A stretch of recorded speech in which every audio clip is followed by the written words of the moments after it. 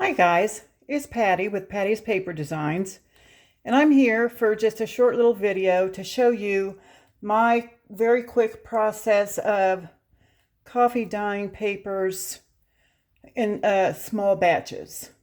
One of them anyway. So here's my countertop, and it's next to my stove. I have very limited area. I've got my coffee. This is the coffee container that I keep in my refrigerator, and I refrigerate the coffee mixture after I mixed it up. This is some of the coffee mixture that I just took out of that container. And then I don't use any particular, I always use instant coffee, and I don't use any particular brand, just usually whatever is cheap at the store. I got this brand. There's a little bit of coffee in there. I'm going to use that on my next batch. I've got some Maxwell House. I'm going to use that on probably in that same batch. And I think I probably used, I guess maybe I did use Nescafe, but I'm not really sure if I used Nescafe or something else. And then I have my little sponge brush here. I don't know if you can tell, but I do have my coffee mixture in this container. And then I have these two little accessories. I use this to make like a coffee ring. And then I use this syringe to do splatters. So I'm in the middle of coffee dyeing at the moment. I'm going to try and go slow and not make you dizzy. I've got three cookie sheets here. I usually spread out some, what's it called? Parchment paper underneath, because two of these have holes in them. And so I've already splattered with the syringe some little drops and used a little round, that's actually a thing that ribbon came on. I used that to make coffee circles.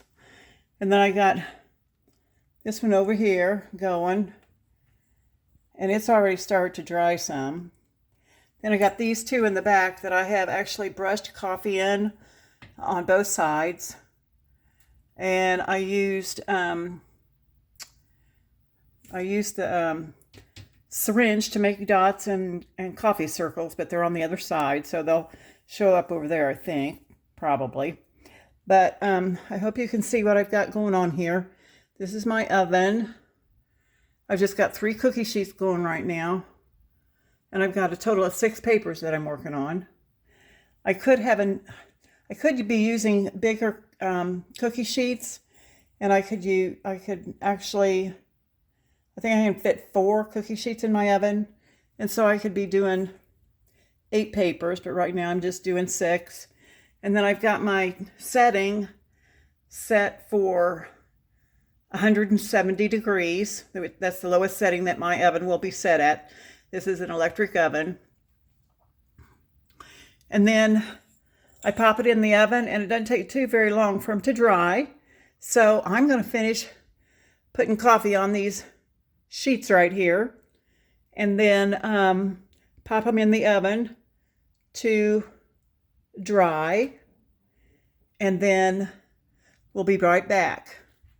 But I do want to make sure you know that I spread coffee on both sides of the paper. So both sides will be coated with coffee. So anyway, I'll be right back.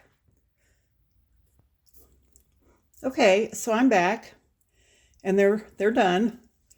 They were only in the oven for, I would say 5 minutes. And this is what they look like. Now they're all nice, and I think you can probably hear that yummy texture sound. And this pan has little tiny circles on it. So this is how they look. Those circles come out on the papers. This is the side that was up, and that's the side that was down. So then we'll go over here to this one here. And this pan doesn't have any circles on it, but it was kind of overlapping a little bit on the edges, and it was overlapping each other. So it's got its own unique look from doing that.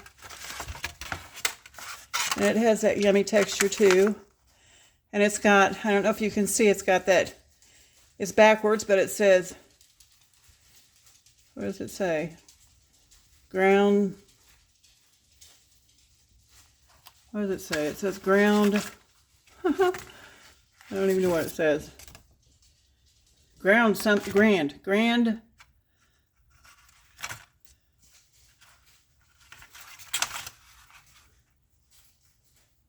Gourmet. Yeah, maybe that's what it says. Grand Gourmet.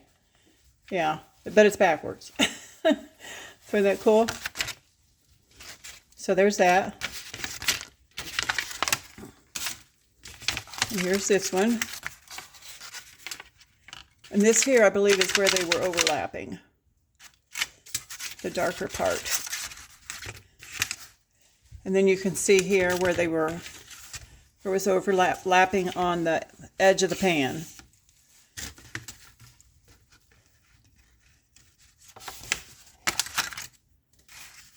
So that's how that one looks.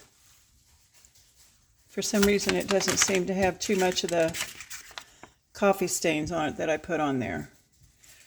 You see, does the other one? Yeah, this one does. I hope I'm not jiggling you around too much. But not a whole lot. There's a pretty good sized coffee stain there. And there. They all turn out different. I mean, you can never really tell what they're going to do. And then, I'll put those over there. And then these here, it's hard for me to see what I'm doing. I'm looking through the lens. That sheet has larger holes. So we've got larger holes on these. And those dark places here around the edge, it's where it was overlapping the edge of the cookie sheet. And that's the back. So sometimes those coffee circles turn out to where you can see them really good.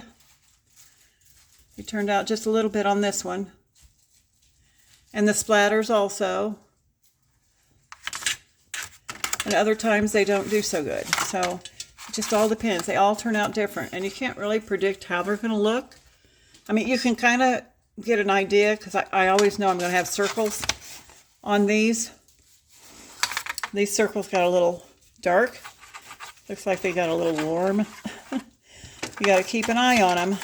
These were on the bottom for a while. I turned them over and put them on the top rack. These are on the bottom rack to begin with. Then I took them off the bottom rack and put them on the top rack so they would cook faster.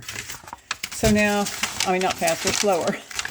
So now I've got all this paper, and it's, as you can see it's all crunchy looking and it's all wrinkled and everything. It sounds really nice. So the way you get those flattened out is you can do one of two things. And it's really your preference. And I do it both ways. Sometimes I put it under books. I got several heavy, they're actually heritage type books, you know, about family genealogy, that kind of thing. And sometimes I do that. I'll put them under there. Sometimes I iron them. Either way, they turn out, you know, the ironing way, they turn out flatter. And the under the book way, they're not as flat, but they do get flattened. So I think what I'm going to do, I mean, this is going to be a video. I do want to let you know, though, I have another method where I go in the garage and I've got several 12 by 12 pieces of cardboard that I lay across my washer and dryer. And I have a clothes rack that I can, you know, hang hand washable things on. And I put those cardboard pieces on top of that. And I can do 13 pieces front and back at a time out in the garage. It takes longer to dry and they don't get as curled up. And I very rarely, if ever, iron them or put them under books. And I've had the best success with those. I think maybe the cardboard that I put them on soaks up some of the coffee. And that might help the coffee rings and the little dribbles that I put on there stay better. You can also use Kool-Aid. I've got a package of Kool-Aid over here. I meant to show you. See if I can grab it real quick. You can use Kool-Aid or you can use Here, I'm going to use this Kool-Aid orange. I've got some other packages too, but I'm going to try and do a light colored, and I'm going to try and do a dark colored, and I'm just going to have to work out how much Kool-Aid I need to put in my mixture. I've got egg dye, Easter egg dye. I'm going to use, you can use RIT dye, you can use food coloring, you can use your alcohol dyes. Just need to use your imagination. And I don't have a big place to do any dyeing, but I managed to, you know, get some done, probably as much as I really need. So, let's see, I guess that's about all I wanted to tell you about dyeing. But this has always worked out real well for me. Now, the other way I do it too in small batches is I dye it at my craft desk. You know, if I just need a couple of pieces real quick and nothing big, I'll grab my coffee and my sponge brush and brush the coffee on there, and then use my heat tool and dry it off. Just takes a few minutes.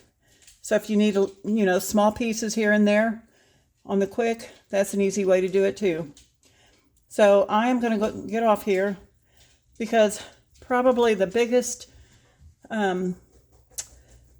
problem for me as far as coffee dyeing is concerned is standing. My hips are killing me right now from standing in one place. So, yeah, I wanted to tell you all that. I hope this has been helpful to someone. And if you try it and it is, let me know. So we'll talk to you later, guys. You take care. Bye-bye.